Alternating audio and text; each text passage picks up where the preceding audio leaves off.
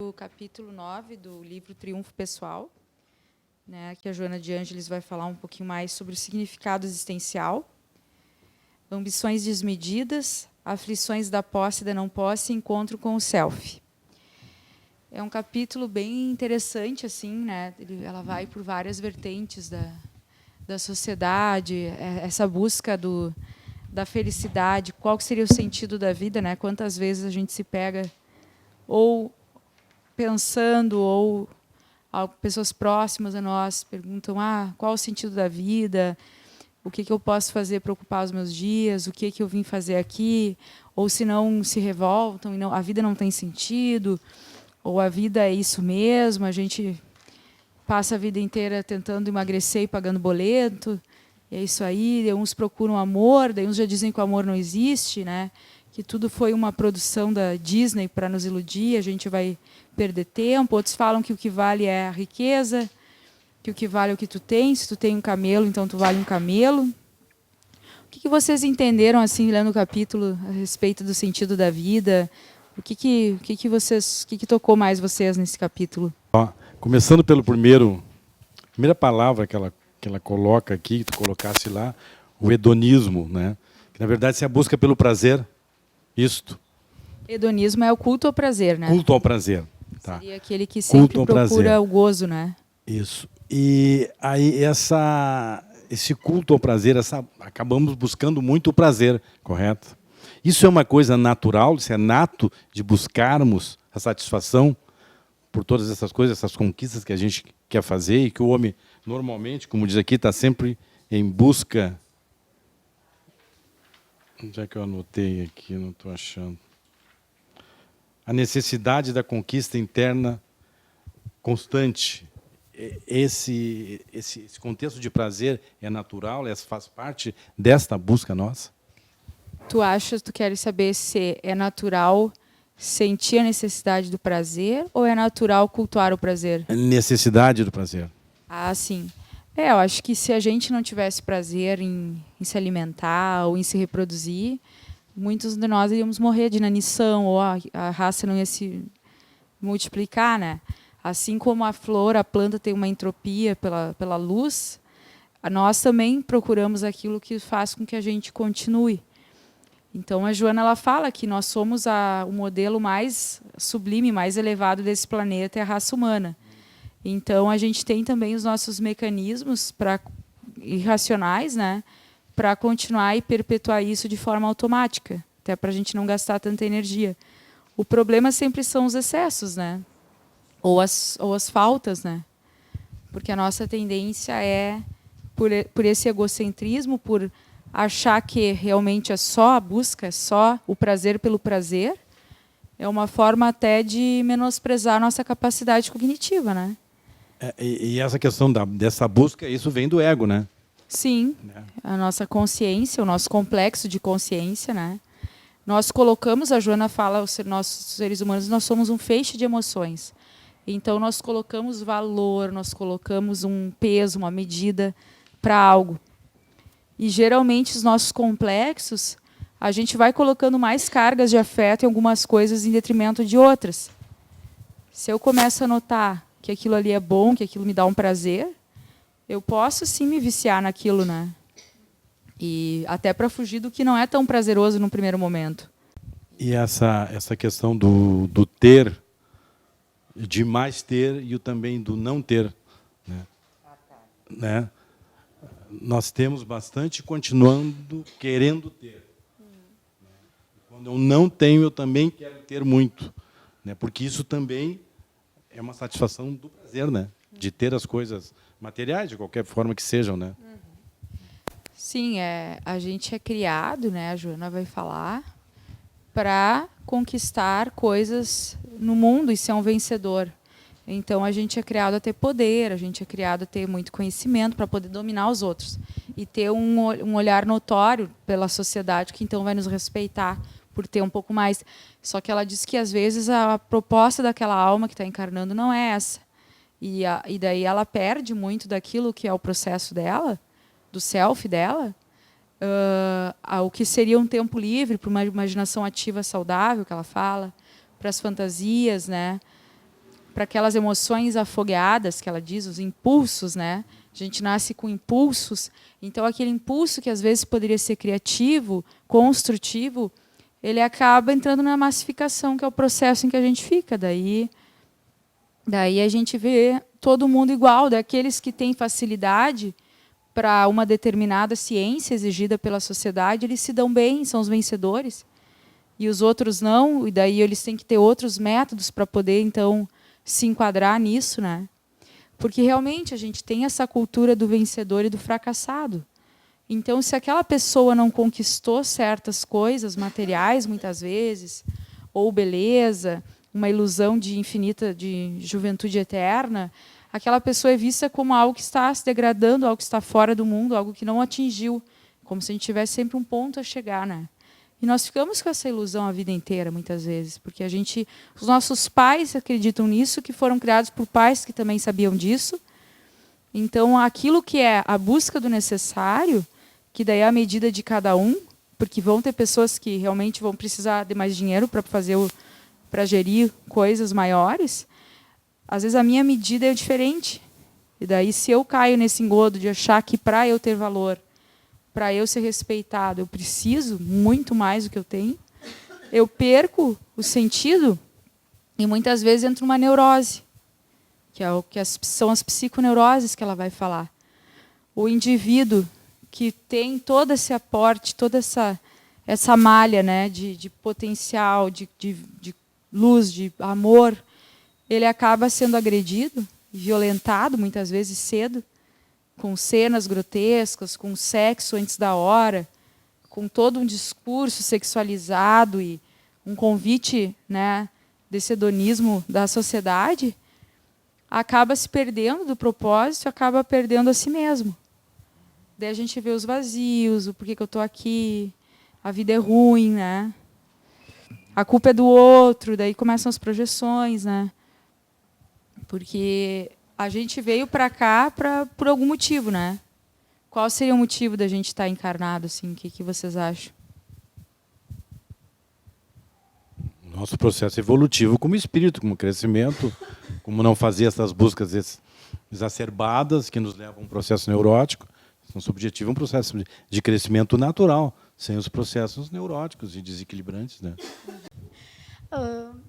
Acho que é dois. Um é ser útil, justamente por tu ter algumas virtudes ou capacidades que tu tem que identificar quais sejam, acho que o mais rápido possível, para poder auxiliar no processo que Deus dispôs em rede para todos nós, e o outro seria daí para a gente identificar as nossas falhas e também se ajudar em rede, né? Mas eu vejo que essas duas colocações estão dentro da colocação do Flávio, né? Que seriam do teu crescimento como ser. Né? Vejo assim. Vocês não perguntam?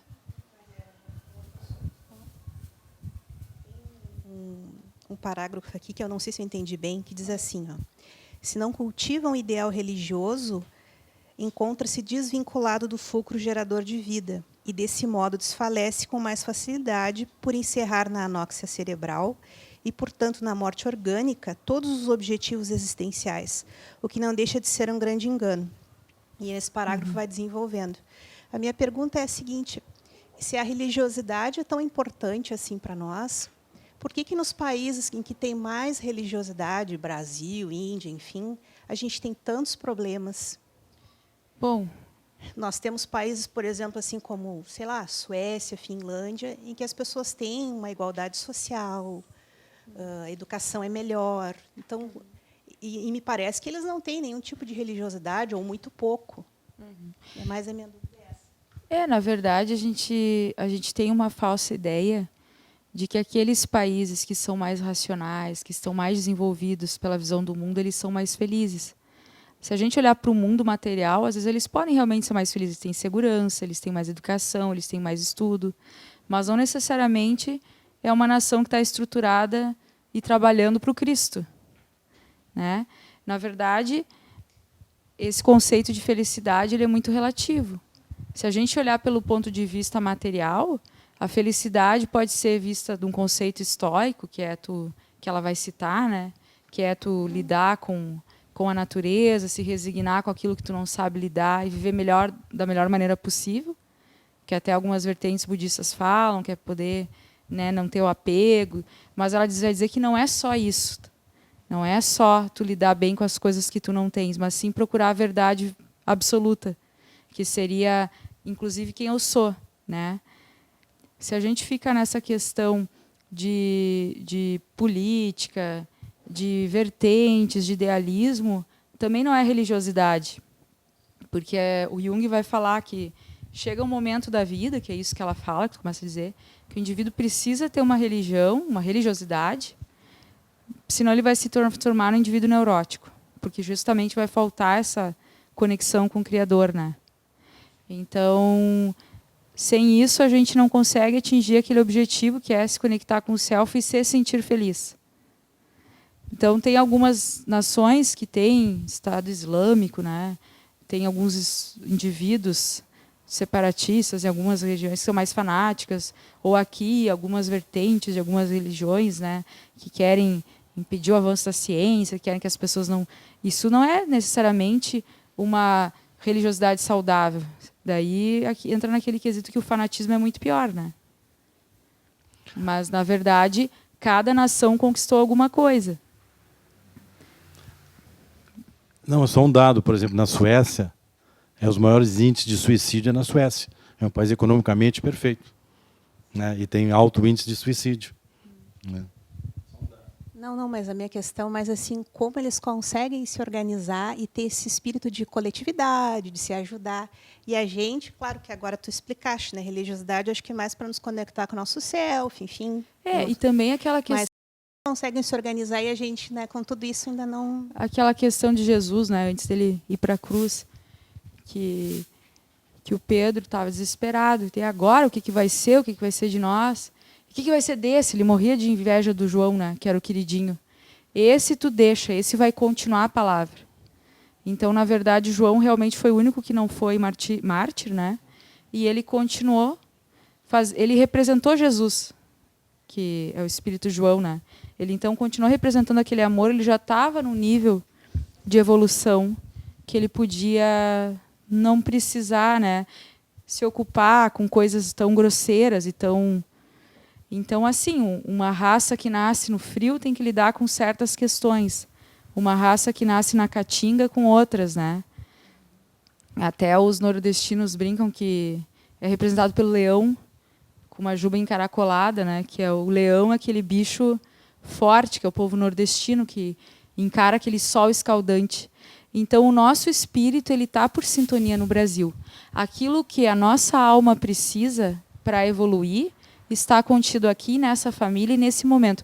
Agora, se a gente olhar para um lugar que tem, né, Alpes maravilhosos e neblinas e achar que aquilo é felicidade, nós estamos numa visão estoica ainda.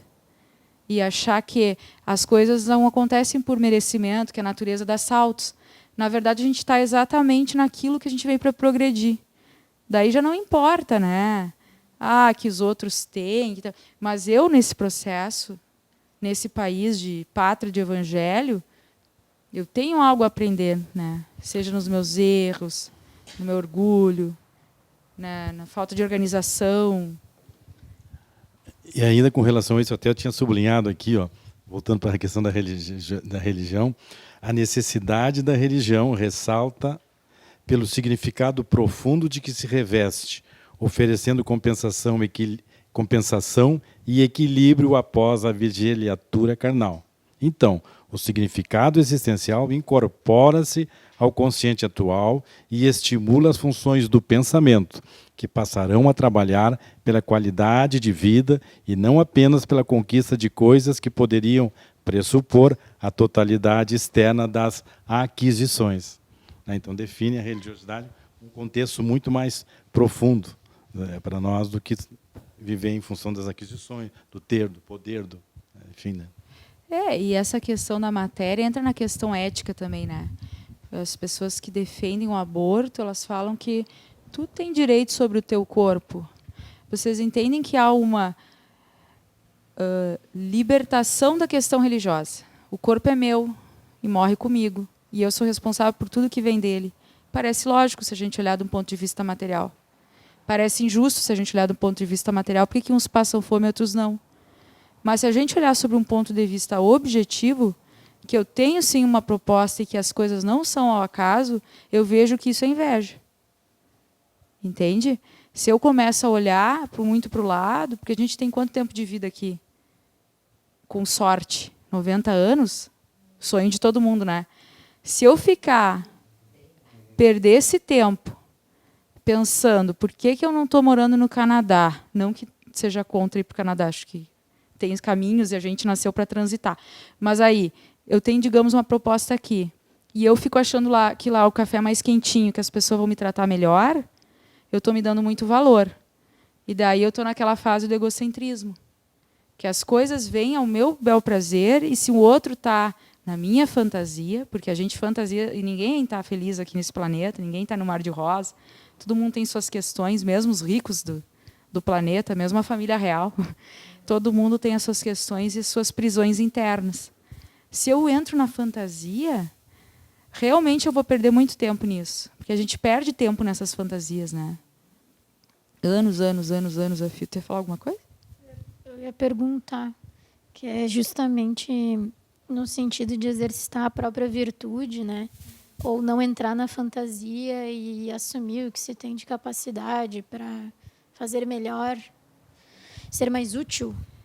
Sim. Né? Eu não entendi a parte na página 147 que diz que através do eudemonismo, na visão estoica, a finalidade existencial consiste em exercitar a própria virtude, que me pareceria, que bom, aprimorando-se sempre para alcançar a felicidade. Embora a proposta eudemonista, os estoicos também se empenharam muito em favor de mudanças do conjunto. E daí eu não li o restante, mas pela tua fala, em alguns momentos me pareceu que essa visão estoica ela é fantasiosa ou não. Enfim, eu não entendi. O quê? Fantasiosa? Fantasiosa, eu não entendi. Não, ela muita parte que ela vai falar aí da ética, do cristianismo, né, foi tirada desse estoicismo, dessa cultura criada há muitos anos atrás, que é justamente isso de poder observar a natureza e o mundo material e a partir disso tentar ser feliz com o que se tem. Só que daí tu vai acabar não levando em consideração a moral e a emoção, que a nossa sociedade ainda é muito assim. A gente a gente considera todo o grupo, mas não a individualidade e não as necessidades. Porque, às vezes, para o mundo, eu largar uma coisa que é vista para o mundo como algo muito legal é algo muito regressivo da minha parte. O mundo pode achar uma covardia. O mundo pode achar que aquilo não é o melhor para mim e ter certeza disso. Mas pela lei da natureza, né, que a gente vai vendo como é que as coisas funcionam. Mas daqui a pouco no meu processo aquilo é importante. E essa é a porta estreita. E se eu sirvo o mundo, na verdade, eu não estou ou apenas o fluxo, né, que seria uma coisa de seguir o fluxo. Porque se a gente fica realmente tentando exercitar apenas a virtude e como se isso fosse uma coisa externa, a gente não faz o processo interno que tem a ver com a sombra. Então, eu me conhecer, o conhece a ti mesmo, é importante. Porque eu tenho vários aspectos desagradáveis que, se eu me ocupar com as minhas virtudes, eu não vou descobrir. E daí a gente tem, sim, às vezes a gente nasce com processos depressivos ou tendências e com neuroses, e com aflições que vêm de forma desconhecida e que ninguém nos ensina a lidar ou nos ensinam de uma forma de massa, e que se nós não lutarmos com isso e identificar isso, isso pode nos arrastar, porque vai ficar no inconsciente. Então, quando ela fala buscar a verdade mesmo, que é aquela frase do Nietzsche, né? Buscaste teu inimigo mais terrível, encontraste a ti mesmo, eu acho que tem a ver com o processo. E, às vezes, o processo ele é menor do que a gente imagina. Às vezes, a gente acha que a gente veio para descobrir, né, uma cura, ou para ser atriz, ou para mudar o mundo e falar, né, na ONU. E a gente nunca leva em consideração o preço que essas almas pagam, às vezes, para estar nesses lugares. E a gente nunca leva em consideração também que aquilo que é mais importante para nós se encontra no pequeno. Então, o pequeno é grandioso. O nosso lado mais humilde, o nosso lado mais fraco e débil. Às vezes é ele que tem que ser visto e tolerado. Que podem ser minhas paixões, a minha agressividade, a minha tendência ao vício. Daí vai de cada um tolerar isso, né? E, claro, a gente vai tentando viver, se a gente não faz essa reflexão de cair em si, de parar, de se olhar, de ver. Porque a gente olha muito... Também tem os vícios dos extremos, né? A própria religiosidade em extremo, ela é uma fuga, né? Ou o fanatismo, ou eu inflacionei, e daí eu acho que eu já estou lá, já estou nos orbes celestiais, né? E fico vivendo o brilho do sol negro, né? Que o Gelson fala às vezes, que é a inflação. Mas também tem muito o lado bonito nosso, o lado da sombra, que quando a gente consegue atravessar esse ego, que vem com seus atavismos, os seus problemas de outras vidas, que por isso o nome está no inconsciente, ou seja, a gente não consegue aprender. E quando a gente vai conseguindo acessar esse self, a gente também vai conquistando aquelas coisas bonitas que a gente tem, que é todo o potencial criativo e que muitas vezes a gente morre sem acessar porque não fez esse trabalho sujo, né? De limpar a ganga do fundo do poço. A gente fica ali naquela água que parece limpa. E existem coisas que estão ali no fundo, que precisa correr muita água para limpar, né? Então, quando a gente consegue, mais ou menos, suportar, a gente também tem acesso a coisas boas depois daquela tempestade, né? Que daí ela vai falar também que é a busca do self, que é todo o nosso potencial. Ali, a busca da verdade legítima, que o Descartes coloca aqui, que propunha a busca da verdade legítima, que não pode ser encontrada nas coisas, seja como for que se apresentem. A questão da posse e da não posse, é isso que ele está se referindo? E também em nós mesmos. Porque às vezes a gente coloca muita energia. Onde está o teu coração, ali a tua alma estará. Tem pessoas que são extremamente vaidosas e que, quando vão perdendo aquilo, é um desespero, né? É um desespero, porque eu estou perdendo aquilo que eu tenho de mais precioso. De 10 em 10 anos, nossa face vai mudando, né? E as coisas vão acontecendo assim. E daí também tem as coisas materiais, tem aqueles títulos, né? Pessoas que trabalham demais, que acham que vão ser insubstituíveis, que daí depois são substituídas, porque é assim que se encadeia as coisas, né? Então, tudo que tem do ego, tudo que é transitório, é falível e vai decepcionar. Daí ela fala da necessidade do ser, que é o self. Que, na verdade, esses ricões, né? Daí ela fala que daí fica rico, daí tu quer estar entre os 10 mais, daí o mais poderoso, daí convive com pessoas igualmente neuróticas, né? Ficam nessa. Às vezes fazem doações para aparentar uma coisa, e às vezes olham para baixo e fazem alguma doação, e aí se eternizam, ela fala. Porque daí tu continua essa engrenagem do mundo, né? E não pelos parâmetros, essas coisas ilusórias, essas marcas, né? Aqui no meu livro, ao menos, é página 152, que diz assim: se de um lado existem os escravos do que têm, exameiam no mundo aqueles outros estranhos dependentes da não posse, cujas vidas somente adquiram qualquer significação se possuíssem. Eu consigo ver, continua, né? Mas eu consigo ver aqui dentro desse parágrafo aquela vida do quando, né? Quando eu me formar, quando meus filhos casarem, quando eu me aposentar. Então, tu nunca está vivendo com as coisas que tu tem, e sim sempre desejando obter alguma coisa, obter algo para que tu possa ser alguém, ou ser feliz, ou conseguir viver, que eu acho mais importante isso, né?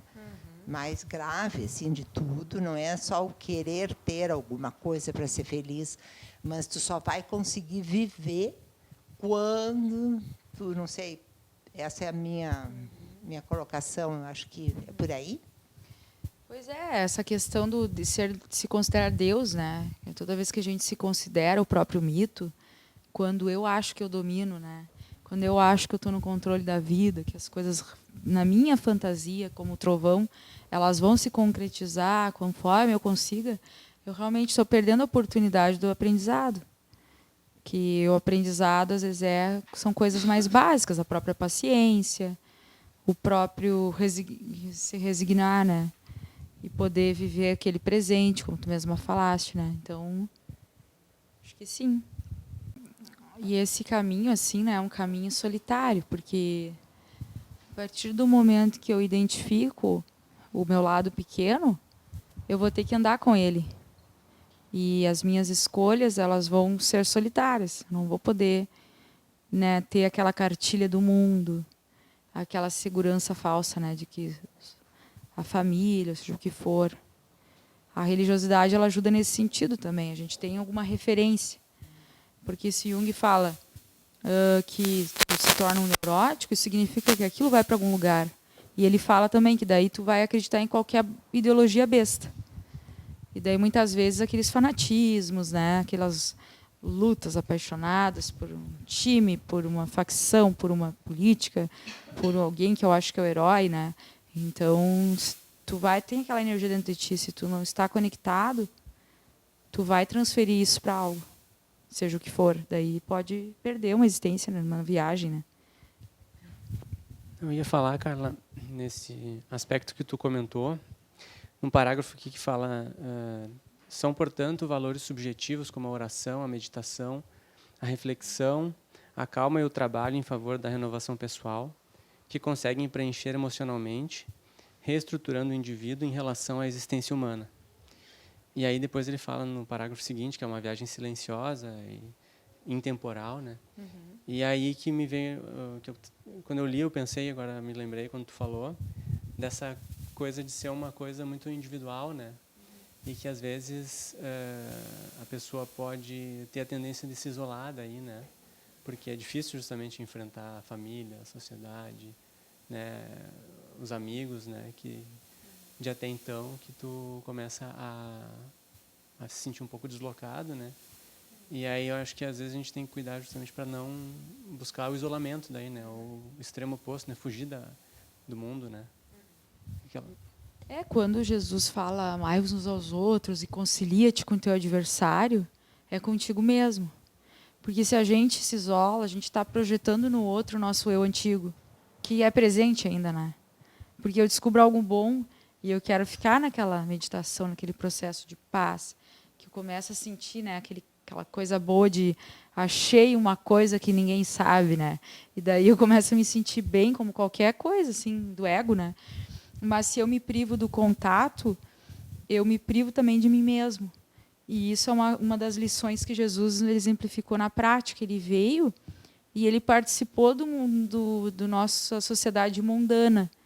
Ele trabalhava, né? Ele ficou em meditação muitos anos, ele transitava pelo povo, ele ia nas festas, fazia social dele, ele, quando precisou, né, ser enérgico, ele foi enérgico, quando precisava pegar forças, ele ia meditar. Então, Jesus Cristo, que é toda essa entidade que a gente nem consegue mensurar, ele participou ativamente. Então, essa é uma diferença. O processo ele é coletivo.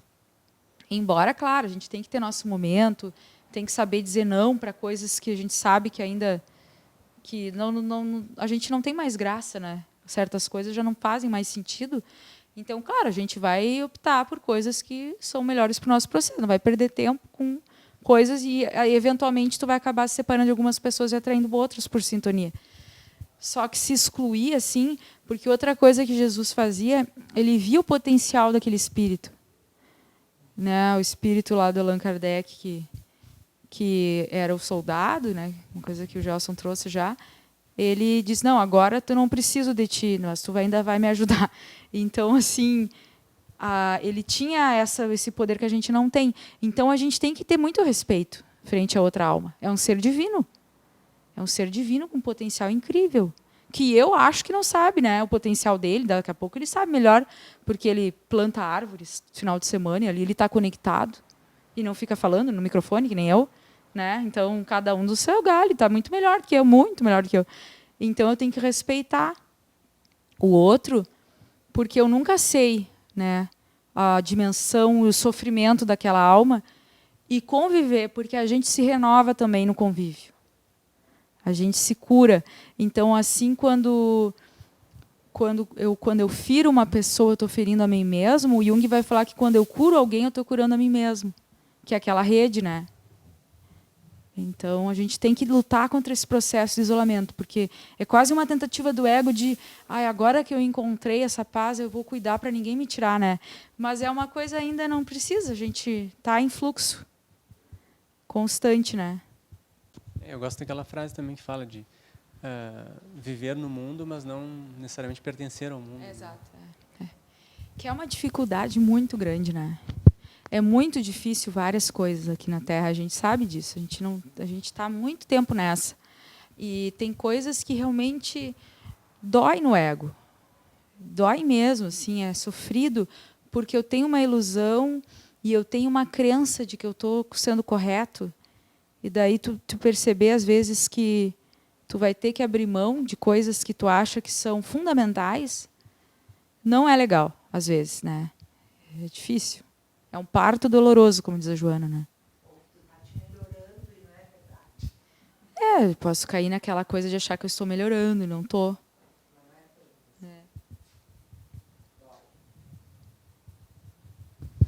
Tem um livro que fala da corrida dos ratos, né? Que o processo assim básico da nossa sociedade, do modo de viver, é uma corrida de um ratinho correndo naquela rodinha, sabe? E aí correndo atrás das coisas, das ambições, do material. E aí é muito difícil sair dessa rodinha dos ratos, né? Dessa corrida dos ratos. Até um livro sobre finanças que fala sobre isso, mas ele já incentiva a sair da corrida dos ratos, né? A buscar um caminho diferente, né? Porque senão tu fica como se fosse na Matrix, né? Do filme aquele, né? Vivendo uma ilusão sempre, né? Sim. A Joana ela vai tentar trazer esses lados, né? Esses pontos de vista. Que às vezes o necessário realmente não é essa sede de ter cada vez mais, né? O necessário, às vezes, passa pela conquista básica profissional, por uma conquista básica, né, pessoal, não necessariamente, mas aí que vai, cada um tem um peso e uma medida, né? O problema é que a gente às vezes coloca todas as nossas disposições ali e acha que aquilo que vai trazer a felicidade, não é, né? Às vezes nessa busca que ela traz é que a gente está feliz. Que é o fato de querer ter aquilo que para mim é básico, que seja, eu estou fazendo um processo interno muito legal. E que eu não valorizo, às vezes, de ter que ter essa disciplina, de ter que persistir quando o mundo diz não, ou quando eu acho que eu fui injustiçada, ou isso, aquilo. Tu está tendo conquistas morais, muitas vezes, quando a gente está resignado, que não é só aquela linha de chegada que vai trazer, né? Só para a gente colocar um pouquinho a questão da conquista do necessário. Na verdade, nós deveríamos ter a consciência de que precisamos de coisa. E vamos sempre fazer buscas e conquistar alguma coisa para o nosso bem-estar. Para o nosso bem-estar, que eu acho que é um pouco diferente de prazer, né? E isso está ligado exatamente à conquista necessária. Aquilo que eu preciso, é necessário. Eu identifico que eu preciso ter uma boa cama para dormir. Eu não preciso de uma super cama para mim dormir. Então, é a questão já do nosso padrão de consciência do necessário, e não do além, né, da posse, daquela coisa toda, né? Sim. O prazer ele não é ruim, né? O prazer é bom. A gente, claro que gosta de certas coisas e estímulos sensoriais, e são úteis para tudo, até para continuar. Às vezes o instinto, inclusive, ele é mais sábio do que aquilo que a gente racionaliza, porque o instinto ele nunca erra, né? Só que quando a gente menospreza o nosso potencial de Deus interno ou de finalidade existencial, que eu acho que é disso que ela está falando, né? Que tem uma finalidade, a gente se vicia em besteira. E daí a gente pega, às vezes, uma semana de trabalho para comprar aquela cama que eu vi que fulano postou e na internet, e que tem lugar que está em promoção, e quando vê eu estou numa euforia e estou mais infantil que o meu filho de 5 anos, né? Porque eu estou achando que aquele brinquedo ali que vai... E não raciocínio, que eu não tenho escoliose, que eu até uma cama um pouco mais baixa melhor, é mais prático, né? Então, essa perda assim, do limite, do tom, que são os excessos, é o problema, né? A gente acaba focando e perdendo daí essa energia vital. E eu fico daí enlouquecido em reformas que nunca acabam, e daí aquela casa vira um mausoléu que me ocupa 10 anos da minha existência, e eu não fiz nada, porque eu fiquei loqueando, né? Esse é o termo, fiquei loqueando. Achei legal isso que tu colocou, agora até anotei aqui já. Quando despreza o potencial divino. Na verdade, quando a gente despreza isso, é que nós fizemos essas exacerbações malucas de conquistas, e etc. e tal. Quando nós estamos desprezando o divino que está conosco e que não necessita dessas quantidades, e sim do necessário. Uhum. Desprezo o potencial divino. Sim. Isso é fácil de fazer? Não. Não é nada fácil. Por que será que a gente sempre se esquece? Todo dia a gente esquece disso. Eu acho que a gente nem esquece, a gente não se dá conta. Se a gente esquecer é diferente de não se dar conta, né? Esqueceu, lembrei um dia e depois não pratiquei. Eu acho que a gente não se dá conta de que nós temos conosco esse potencial. É ter essa consciência do potencial divino em nós constantemente. A gente não se dá conta disso, desta força que a gente tem, né? E aí acabamos desprezando isso e somos levados quem sabe um pouco pelos instintos também, né? Enfim. E a gente tem que ter nosso santuário interno, né? Porque a gente está num deserto, vamos dizer. Daqui a pouco tu está caminhando, te esforçando ali para caminhar a linha reta. E vem teu irmão, às vezes teu irmão mesmo, às vezes, e vem esfogueado, né? Onde é que tem água? E se agarra nos teus pés. E se tu tá bravo, tu já chuta e diz, sai daqui. Né? Não é assim que funciona? Porque a gente tem essa ilusão do ego de que o pouquinho que eu tenho tem que guardar para mim. Então, se a gente olha que o trabalho realmente é o que multiplica essa energia, é impressionante. Então, a gente vai sentir a energia vital aumentar. Carla, essa questão aí eu acho que é o apego, né, que a gente tem muito forte ainda em nós, né? A questão do apego nas coisas, na questão de a minha casa, o meu marido, os meus filhos, e isso aí dificulta bastante esse processo, né, de olhar a nossa essência, né, Claro. e ver o que realmente é necessário para nós. Eu acho que é a questão do apego mesmo é que dificulta isso muito em nós. E aí vem também o nosso orgulho também bastante, né? E a gente cria prisões daí sem necessidade. Porque olha que libertador eu não precisar almejar nada além do que eu vim fazer e não prestar contas para ninguém. Porque eu quero, né? Eu quero me aprisionar, parece que eu preciso que o outro diga que eu tenho valor, que eu não sei o meu valor, né? Eu acho que o apego e as projeções, porque no momento que eu consigo identificar que o outro tem o divino, fica mais fácil de eu reconhecer também que eu possa ter, né? Funciona de várias formas, né? Para cada um é de um jeito. Então, na verdade, com certeza eu consegui me encantar, consegui admirar, consegui viver o presente, vai me ajudar a viver esse período que eu tenho para viver bem, né? Se a gente sempre se dispuser a enxergar o divino que tem, a centelha divina em cada um de nós, seria muito mais simples de identificar e não julgar a nossa Sim. centelha divina. Sim. Então, essa questão da felicidade, ela é possível?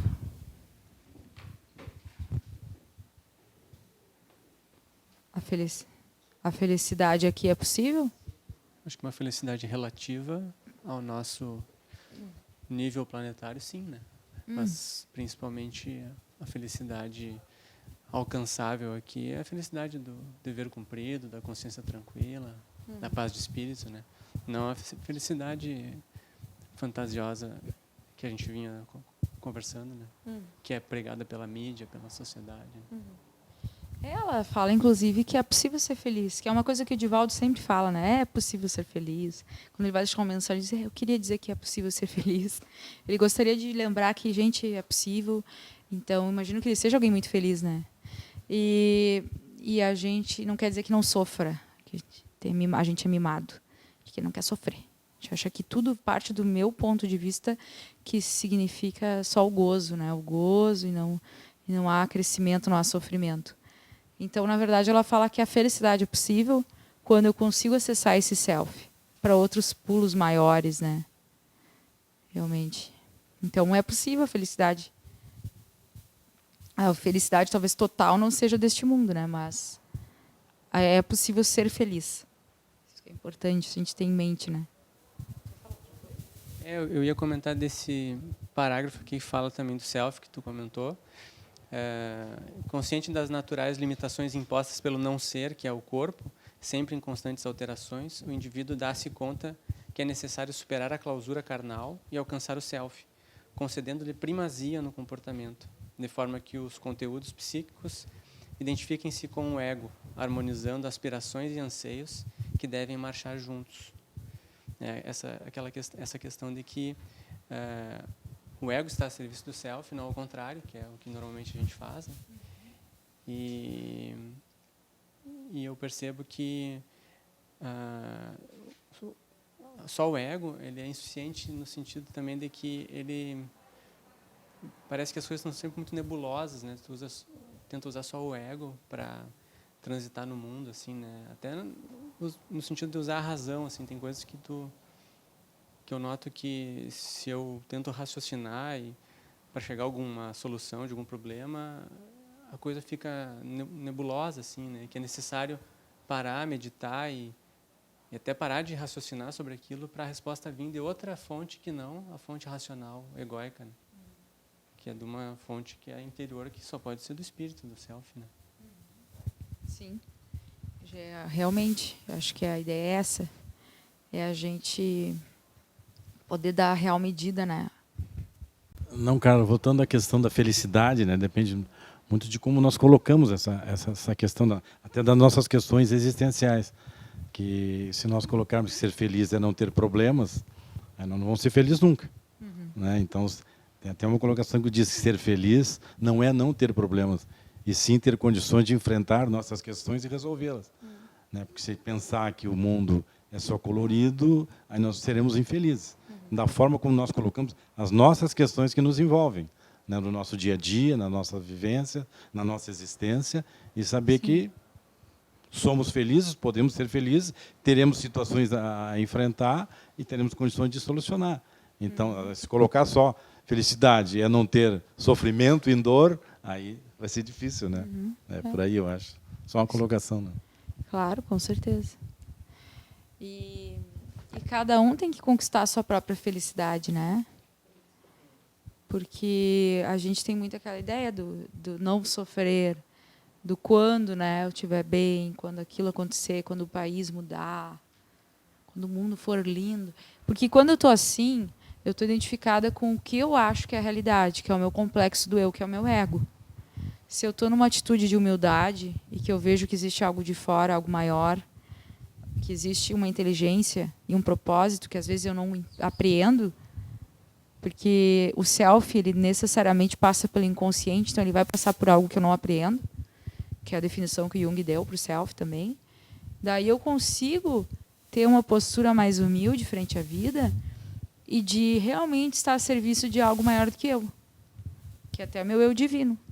Se eu estou a serviço de algo maior do que eu posso estar numa fase muito difícil da minha vida, seja financeira, seja amorosa, seja questão de uma doença grave, mas a minha alma está a serviço de algum propósito, e daí aquilo realmente é libertador. E eu não vivo atrelada àquela matéria que está disforme, né? Porque eu realmente entendo que há um processo ali. A gente poderia dizer que, na verdade, o potencial de felicidade está dentro da gente mesmo. Quando a gente joga fora isso, aí culpando o governo, culpando a tempestade, culpando a minha namorada que me deixou, então jogando fora todas essas questões, aí de fato, né? Então, claro, porque se eu paro de falar que foi o outro que me deixou, eu perco também um prazer do ego, de botar no outro as coisas ruins. Então, não é culpa minha a partir desse momento. Agora, se eu vejo que o outro tem todo o direito, e se para mim aconteceu isso, cabe a mim pegar o processo para o meu crescimento, mesmo que eu sofra, e o outro já não tem culpa, eu realmente vejo que o outro não tem culpa. É bem diferente. E é visto como uma derrota para o ego. E daí o self ele já está mais... Porque é sempre visto como uma derrota para o ego. Sempre visto como uma derrota para o ego. Naquele sentido de também enxergar outras possibilidades, a Joana diz sobre utilizar mais a imaginação criativa, né? Imaginação ativa. Imaginação ativa. O que tu pode mais falar sobre imaginação ativa? Pode ser assim uma meditação guiada, né? Ou algo que eu deixo aquilo transitar de forma livre na minha mente, vem uma imagem, vem uma ideia. Eu vou criando coisas mentalmente, aquela coisa de poder parar e trabalhar mentalmente, né? Tem vários tipos de meditações assim que trabalham com imaginação ativa, que cada um pensa uma coisa e quando tu cria uma imagem mental. E ela fala da necessidade das crianças terem isso, né? Se a gente ocupa muito assim as crianças, é como se estivesse botando rédeas muito cedo, né? E às vezes não consegue acessar aquilo que tu vem trabalhar. Às vezes nós mesmos, no processo de curas, a gente pode trabalhar com essa imaginação ativa, que é poder se libertar um pouco da neurose, né, na verdade. Poder acessar outras instâncias, né? De forma criativa. Até resolução de conflitos, até com outras pessoas, né? Eu já ouvi dizer de uma técnica que tu simula como se estivesse dialogando ou discutindo com uma pessoa Sim. que teve algum problema, né? Imaginando aquele diálogo e depois, se for Sim. o caso, pondo em prática, né? Claro. Daí tu acessa aquele sentimento, né? Tu permite estar lá, em outra instância, mais subjetiva. Essa coisa da subjetiva, que a gente cresce também com aquela coisa, isso aí não leva a nada, né? Muita coisa não leva. Muitas vezes a gente realmente tem que tentar não se excitar muito, também por uma inflação, né? Porque a gente pode ficar... Agora você da comunidade, né, do elefante verde lá e vou ficar o dia inteiro rezando em árabe, eu nem falo árabe, e vou ficar... E daí é fuga, né, também, né, gente? A gente sabe que é fuga. Mas aquilo que para mim faz sentido, numa medida justa. E acho que a gente precisa ter essa disciplina de ter o nosso momento de oração, de conexão, de se dar conta que estou muito agitado, que eu estou muito triste, ou que eu estou muito cansado. Então, é poder parar e reacessar isso que eu acabo dispersando. Daí pode ser meditação, uma música. Dar nome a esses sentimentos. Carla, outra coisa em relação à imaginação ativa, por exemplo, quando a gente tem algum sonho e ficam aquelas lacunas, né? Também a gente pode usar a imaginação ativa para tentar completar esse sonho ou tentar Claro. desenvolver? Porque o inconsciente ele vai trazer imagens, né? Às vezes a gente pode ficar, o que será que essa imagem quis me dizer? Poder olhar para aquilo e trabalhar em cima daquela figura. O que me despertou? Que sentimentos? Que foge às vezes do racional. Sonhei com tal pessoa, mas eu nem acho isso dela. E naquele sonho eu estava sentindo algo exatamente contrário, né? Se eu começar a trabalhar isso em mim, eu vou me dando conta de coisas minhas, realmente. Não de tudo, né?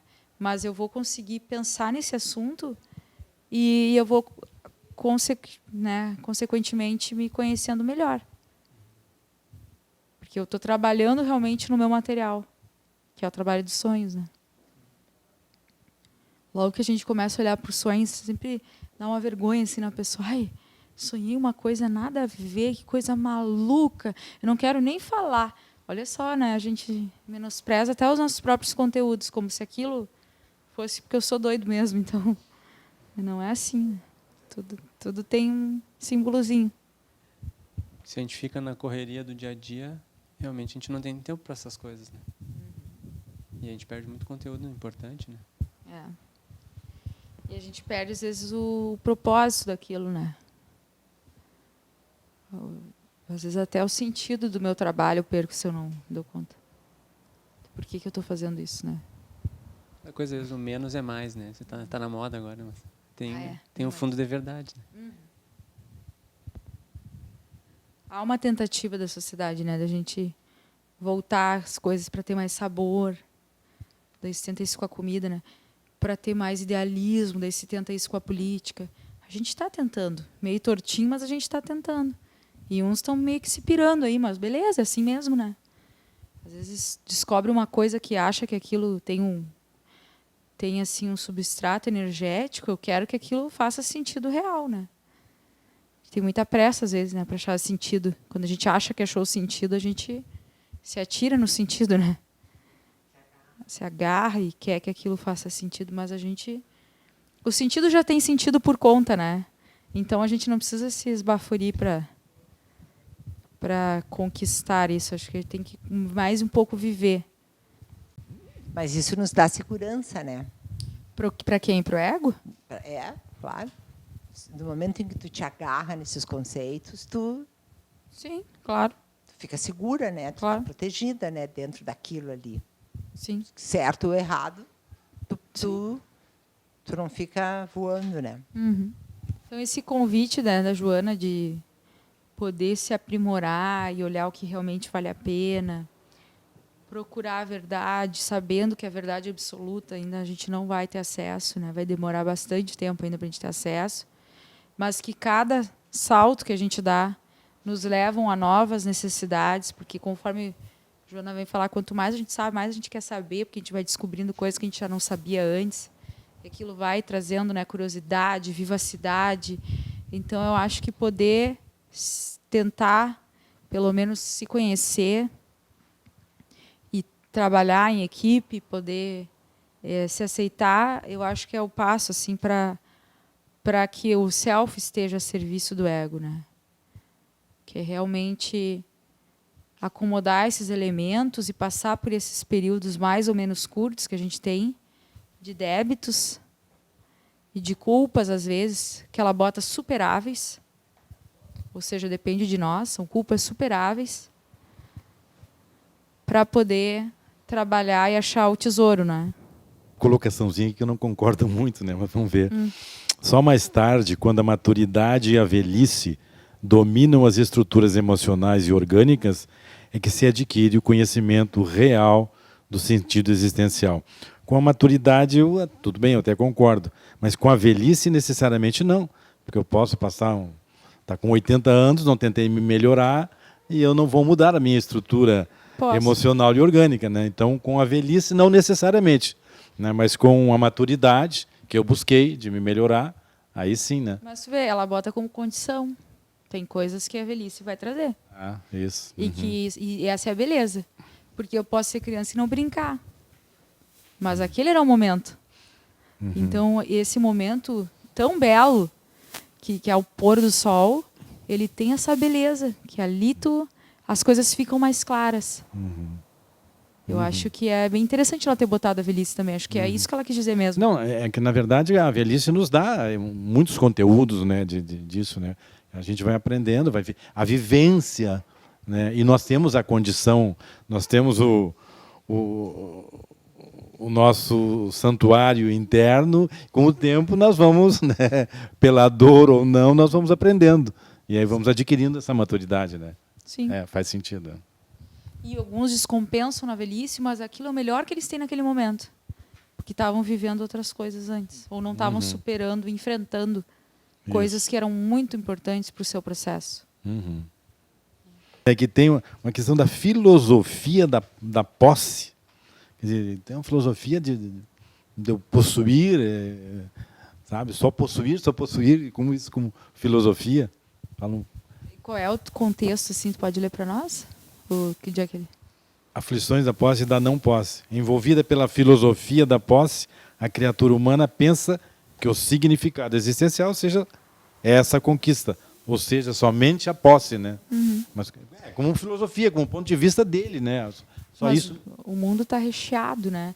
Os palestrantes que fazem livros, como enriquecer, ou nem da posse, mas a posse, vamos dizer, da beleza. Como fazer o seu parceiro ficar louco na cama, como ser linda para sempre, como ser sarada e tal. E daí as pessoas vão e querem aquilo, sem se dar conta da besteira, da tolice, do tempo fugaz que vai arrastar todo mundo, né? Então a gente tem um mercado de tudo que é coisa, para todos os neuróticos, todos os malucos, né?